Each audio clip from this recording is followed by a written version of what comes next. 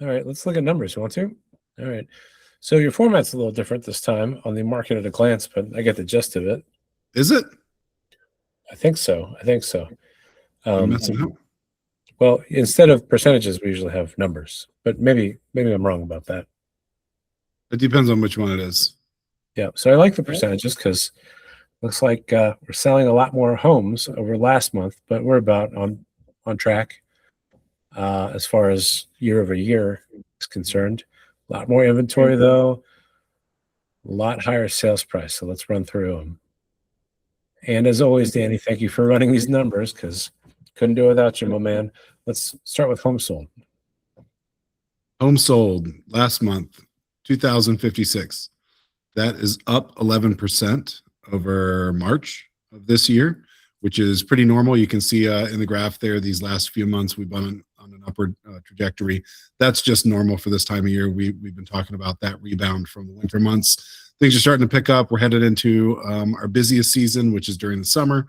And if you look across the chart all the way back to the same time of last year, we're just about right on par with that. We're about 30 houses shy of where we finished April of 2025. So things look pretty normal, pretty healthy at this point.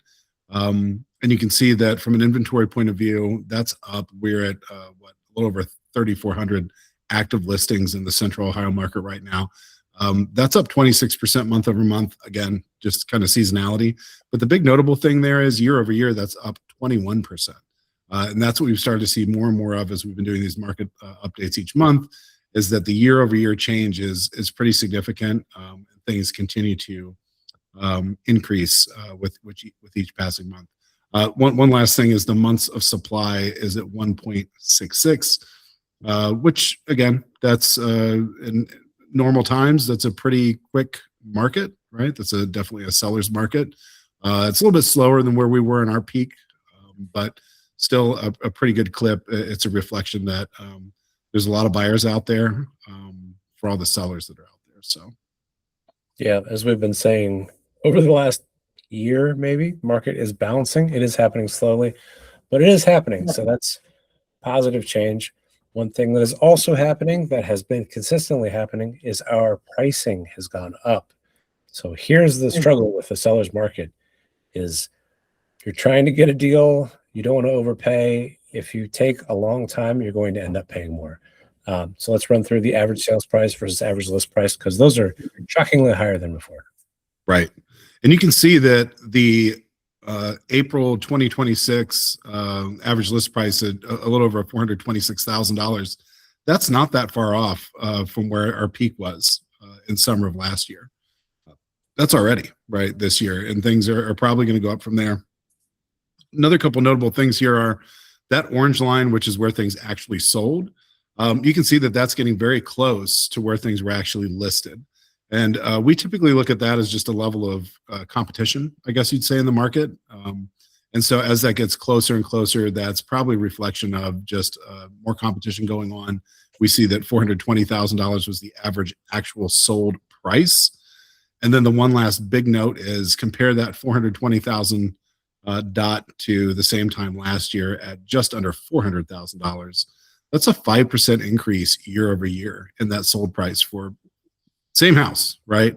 And that's the point is the longer you wait, this same thing happens every year. It goes up, it comes down, but never quite goes as low as the year previous. And it typically goes a little bit higher than the year previous. So that trend continues. And again, to your point, Rob, this is 2-3 years into that, watching it unfold month over month. Yeah, conservative view of appreciation is 3%. That's what we used to say in a balanced market. This is well above that. And there's no end in sight as far as we can tell. It's just it's one of those things that we have to contend with in a seller's market. So percentage over and under asking price. This number is starting to change a little bit too. More, I'll let you get into details, Danny, but the percent over asking on the high side is starting to increase, which I think is a product of our season. Yeah. This one always sounds really tricky when I try and describe it, but really that blue section is anything that's sold within plus or minus 5% of asking. It's kind of what you'd expect, right? The extremes are things that went more than that over asking, that's the green section, or things that went further than 5% below asking, that's the orange section. And you can see that over the last few months, those are starting to shift, as you mentioned. More things are going above asking, fewer things are going far below asking. And again, that's just a reflection of things picking up in the market, more competition. There's fewer opportunities to get things under the asking price. And more often you're seeing that there's competition for a house that people want. They're going to start to have, bidding more as maybe best and highest offers, those types of things that would typically drive prices higher. So if you look at the same time last year, we're not quite the same distribution, but pretty close, right? And again, over these last several months, you can see the reflections of just the seasonality there.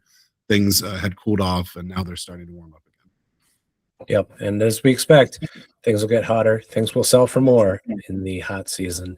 Days on the market's another line that follows that trend. They're going to go faster in the hot season. We're starting to see that decline now. 9 days as the median, 37 as the average. Median's a better indicator. Every house is different, of course, but you can expect as the summer months come, those numbers will come down. Now, the sales with price reduction is also dropping. That's dropping pretty fast, but it is following the seasonal trend. Danny, you want to go in details? Yep, and you can see exactly that trend. It goes up, it goes down. Things are picking up steam here in the early part of this year. We're down to just 28% of homes that were sold after a price reduction. So that's happening less and less often. You can see that at the same time last year, it was 24%. And that's about where things bottomed out last year. So interesting watch item for us there. Will we get back down to 24%? Will we go lower? Will we level off at this point? Time will tell, but this is definitely an improvement of where things have been. So mortgage rates are right around the same as they were before. We are trending down a little bit. I like that on the graph here, Danny, you've taken the historical metric. So it looks like since about 2022, when the rates spiked, they've more or less been hovering around the same. We are starting to trend down, which will lead to more affordability for everyone.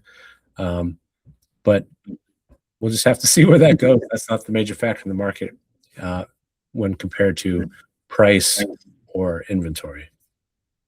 Yeah, and I think everybody's wrapped their head around. We've been talking about it too.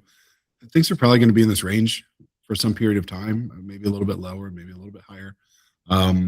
But it looks like there's probably not going to be any big run downward, right? Like we're not going to see suddenly 5s or 4s. And I think the market, to your point, has had several years to kind of wrap their head around that and position themselves to take advantage of the opportunities that are right for them. So, yeah, definitely always good to see it go down a couple of little bips month over month, and we're improved year over year. But if you look over the last few years, this is a pretty tight range that we've been in. Yeah, and then on the sales by zip code, this is basically our heat chart for the Central Ohio market. Grove City is the only zip code that's registered over 100 homes sold in April. That's surprising. That number is going to climb all over the place as we get into the warm seasons again. We're getting ready to hit our hot zone. So just take that for what it's worth. Grove City is the hot spot right now. It has a good mix of affordability and location, close aspect to the rest of the city. So we'll just continue to watch that. I expect all of these numbers to go up and at least a couple more to break that 100 sales in a month.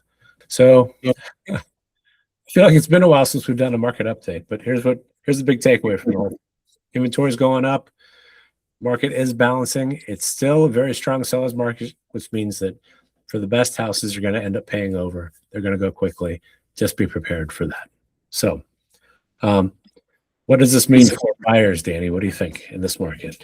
For buyers, this means that you can see that there's an increase in level of competition, more inventory, which is great. But again, the people are really going to gravitate towards the ones that are the best value, maybe the ones that are best move-in ready, maybe the best finishes. There's probably going to be competition for those. We're seeing reflections of that competition in several of these charts that we just went through. So yeah, you're going to have to be ready to make an offer and hopefully set your range where you're looking in such a way that if you really find something you love, you've got a little wiggle room there. There's nothing wrong with paying over asking price if this is the place you plan to live in for the next 5, 10, 25 years.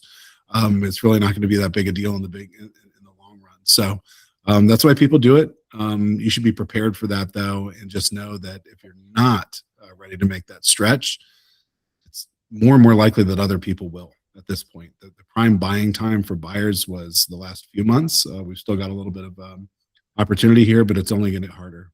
Yeah. So have a good game plan.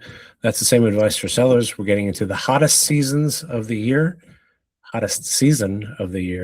Got to have a good game plan so you can appeal to those buyers. Have your finishes ready, have your house in order, have it look its best to the greatest number of potential buyers. So that's it. It is May now. See you next month. Danny, thanks for running numbers from April. And we'll continue to follow the market as it goes.